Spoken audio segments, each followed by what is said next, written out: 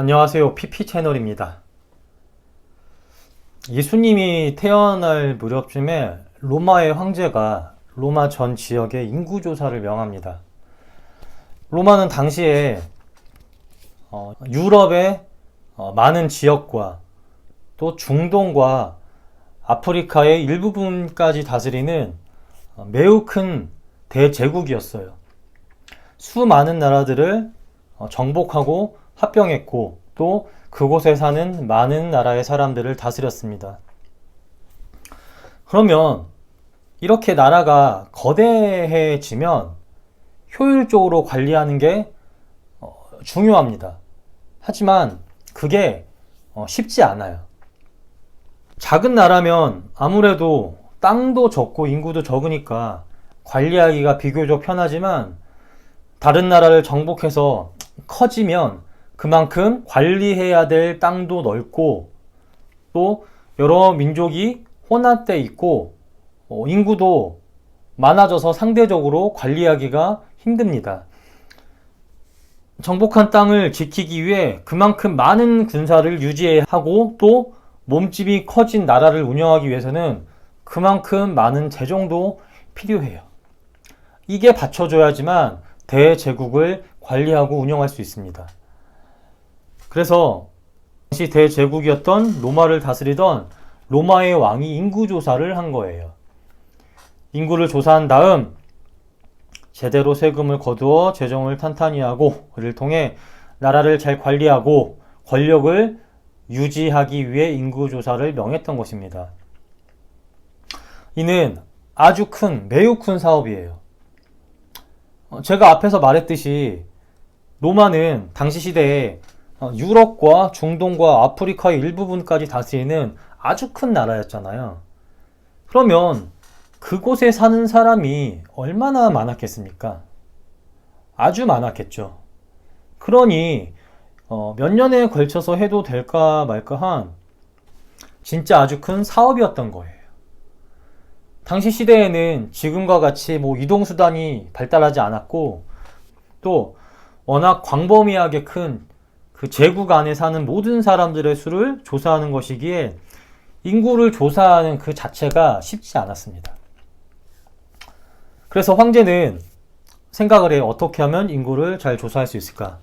그러다가 한 가지 방법을 생각해냅니다. 그 방법이란 이렇습니다. 모든 사람들은 인구 조사를 위해 각자 자기의 고향으로 가서 조사에 응하라.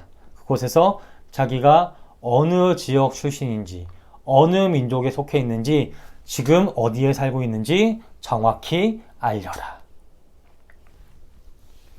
황제의 이 명에 따라서 당시 로마 제국 안에 있던 모든 사람들이 인구 조사를 위해 고향으로 이동했고 로마의 식민지였던 유대 지역 사람인 예수님의 아버지 요셉과 어머니인 마리아도 인구조사를 하기 위해 자기의 고향인 유대의 베들레헴 지역으로 갑니다. 그런데 생각해 보세요. 인구조사를 하라는 황제의 명에 따라서 지금 그 로마 제국 안에 살고 있는 모든 사람들이 단번에 일괄적으로 지금 다 자기 고향으로 이동하는 거잖아요. 수많은 사람들이 이렇게 이동을 하게 되면 그러면 고향에 가깝게 사는 사람도 있지만 멀리 사는 사람도 있어요. 그런데 이런 사람들이 자기 고향으로 오기 위해서는 중간중간에 묵고 쉬고 할 숙박시설이 필요합니다. 그러면 이 많은 사람들을 당시의 숙박시설들이 다 감당할 수 있었을까요? 아니요. 그렇지 못했어요. 그래서 늦게 이동한 사람들은 숙식할 장소를 구하지 못했습니다. 예수님의 아버지 요셉과 어머니인 마리아도 이러한 사람들 가운데 하나였어요. 그들도 인구 조사를 위해 유대 지역으로 왔지만 이미 다른 사람들이 꽉 차서 그곳에서 여관방을 구하지 못했습니다. 근데 하필 이때 마리아의 출산이 임박해졌어요. 이거 아주 큰일입니다. 아이를 길거리에서 낳을 수는 없잖아요. 위생적으로도 안 좋고 산모나 아이가 편히 쉴 수도 없고 먹을 것도 구할 수 없고. 그러니 요셉이 아주 급해졌습니다. 그래서 이제 아무 집이나 자꾸 두들겼어요. 아이가 태어날 것 같으니 받아달라고. 그러던 중 한 집에서 일어나 그들을 맞이해 주었습니다. 그리고 그 집에서 예수님이 태어나시고 태어난 예수님은 그날 밤 그 집에 있는 구유에 뉘어지셨습니다. 누가복음 2장 7절 말씀 읽어드릴게요. 첫 아들을 낳아 강보에 싸서 구유에 뉘었으니 이는 여관에 있을 곳이 없음이라. 이 말씀을 보고 어떤 이들은 예수님께서 구유에 눕히신 것을 가리켜 가장 비천하게 낮은 자리에 예수님께서 임하셨다, 이렇게 말하는 사람들이 있습니다. 생각해보면 그게 말이 되는 것 같아요. 동물의 먹이통에 눕혀진 거니까 우리 눈에 보기에는 그렇게 보일 수 있습니다. 하지만 꼭 그렇지만은 않아요. 당시에 이스라엘 사람들이 살던 지배 구조, 그러니까 보통 사람들이 살던 지배 구조는 이랬습니다. 조금 잘 사는 사람들은 방이 2개가 있었고, 경제적으로 조금 부족했던 분들은 방이 하나인 집에 살았어요. 이 방 안에서 모든 가족들이 다 숙식을 해결했습니다. 그리고 밑에, 방 밑에 쪽에 보면 몇십 센티미터 정도 낮게 경사를 두고 나무로 막아둔 곳이 있었어요. 방바닥을 파서 낮게 만들고 나무로 막아두었는데 여기는 가축들이 쉬는 공간이었습니다. 소나 양 같은 가축들을 들여서 밤에 여기서 쉬고 자게 했어요. 그리고 아침이 되면 밖으로 내보내서 풀어놓아 풀을 뜯게 했습니다. 그때 이제 가축이 쉬는 곳을, 가축이 잤던 그곳을요, 청소를 했어요. 옛날 우리나라와 같이 사람이 사는 곳과 동물의 우리가 이렇게 분리된 게 아니라 사람이 사는 곳과 가축이 머무는 것이 하나로 합쳐진 일체형의 그런 구조였습니다. 그러니 밤에 누군가를 집에 손님으로 받기 위해서는 온 집안이 다 난리가 났어요. 온 가족이 다 일어나야 했고 가축을 깨워야 했어요. 누군가를 맞이하기 위해서는 이런 난리통을 겪어야만 했습니다. 결코 쉬운 일이 아니었어요. 그렇기에 밤중에 갈 데 없는 출산이 급박한 요셉과 마리아를 집으로 들인 것 그 자체가 집주인의 친절과 배려입니다. 딱하고 급박한 사정을 보고 집주인이 불편함을 감수하고 맞아들인 거예요. 이 사람들이 친절과 배려를 베풀지 않았다면 마리아는 길가에서 예수님을 낳을 수밖에 없었습니다. 그리고 집주인이 더 좋은 장소를 제공하고 싶어도 집에 남는 공간과 자리가 없으니 예수님을 구유에 눕힌 거예요. 제가 아까 얘기했잖아요. 당시에 이스라엘 사람들이 살던 집의 구조가 어떻게 됐는지. 예수님을 더 좋은 곳에 눕혔으면 좋았겠지만 그래서 어쩔 수 없이 예수님을 구유에 눕혔습니다. 그렇게 우리가 이 말씀을 이해할 땐 예수님의 가족을 맞아들인 그 가정의 친절함을 주목해야 합니다. 하나님의 뜻대로 선을 실천한 가정에서 예수님께서 태어난 거예요. 그리고 예수님이 구유에 눕혔다는 그 부분에 대해서는 그렇게 큰 의미를 둘 필요가 없어요.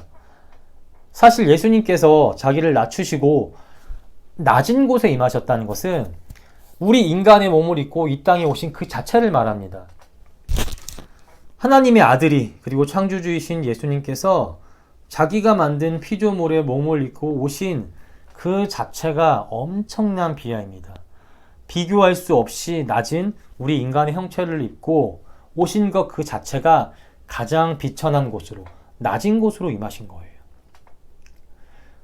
예수님의 입장에서 보자면 다 똑같아요. 뭐가 똑같냐면 왕실에서 태어났던 아니면은 구유에 눕혀졌던 다 똑같이 비천한 피조물인 인간의 몸을 입고 오신 거예요. 인간이 잘나봤자 인간이지 신이 아니잖아요. 신의 입장에서는 다 똑같이 만든 자기가 만든 피조물일 뿐입니다. 그렇기에 예수님께서 인간이 된 것 그 자체가 섬김이자 그 어떤 것과도 비교할 수 없는 엄청난 자기 비하입니다. 성경에서도 인간의 몸을 입은 것 자체를 예수님께서 자기를 엄청 낮추신 비하라고 하지 구유에 눕혀주신 것을 가리켜서 비하라고 하지 않습니다. 만일 그게 엄청난 비하라면, 자기를 낮추는 모습이라면 분명 자기를 낮추신 예수님에 대해 설명할 때 그 부분에 대해서 얘기를 하겠죠. 예수님께서 이렇게 구유에 눕혀주셨다. 엄청 비천한 모습으로 오셨다. 근데 그게 아니니까 성경의 그 어느 부분에서도 그걸 가지고 예수님의 비하라고 말하지 않는 것입니다.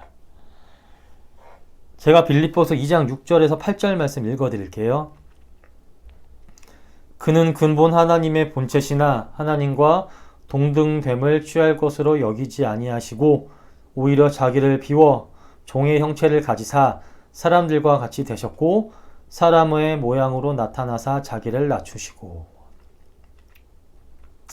그러니 누가복음 2장에 예수님 탄생 이야기를 읽을 때 예수님께서 구유에 눕혀지셨다는 부분을 보고 너무 감정적인 설명을 하거나 그에 따른 감정적인 반응을 할 필요가 없어요. 더 극적으로 낮아 보이게 만들려 구유에 눕히신 모습을 비천한 곳으로 임하셨다. 이런 식으로 말할 필요가 없습니다. 물론 더 좋은 곳에서 태어나시고 눕혀졌으면, 누이셨다면 더 좋았겠지만 창조주께서 자기의 피조물인 낮고 낮은 인간의 몸을 입고 오신 것 그 자체가 비천한 것이지 구유에 눕힌 것은 그것에 비하면 아무것도 아니기에 거기에 큰 의미를 둘 필요가 없습니다. 그리고 다른 관점에서 하나님의 말씀에 따라 선을 베푼 요셉과 마리아를 맞이한 가정의 친절과 배려에 대해서도 한번 생각해보고 우리도 주의 말씀에 따라 그들과 같이 어려운 사정에 있는 자들에게 친절과 배려를 베푸는 사람이 되기를 생각해 보는 것도 좋을 것 같습니다.